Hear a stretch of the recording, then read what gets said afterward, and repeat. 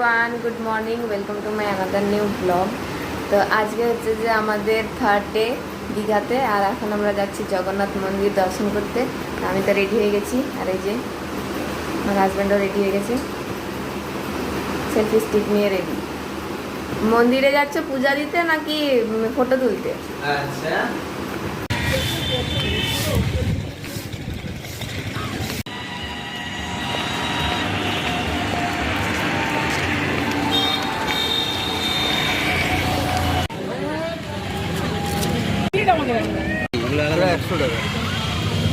কোনটা নেবে বলো?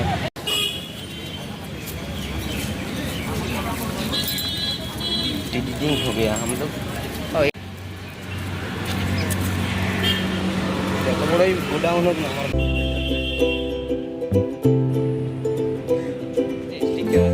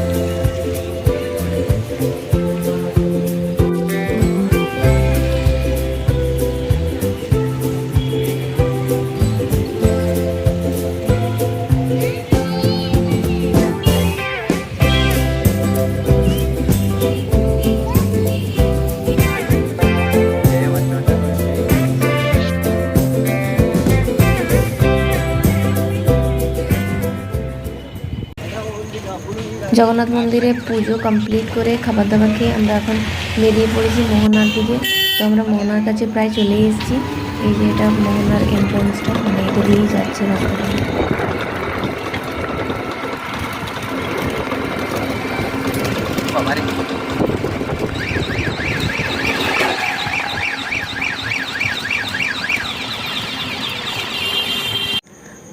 তো এই যে আমরা মোহনাতে পৌঁছে গেছি। এখানেও সি বিচ আছে, বাট এখানে সি বিচটা ভালো।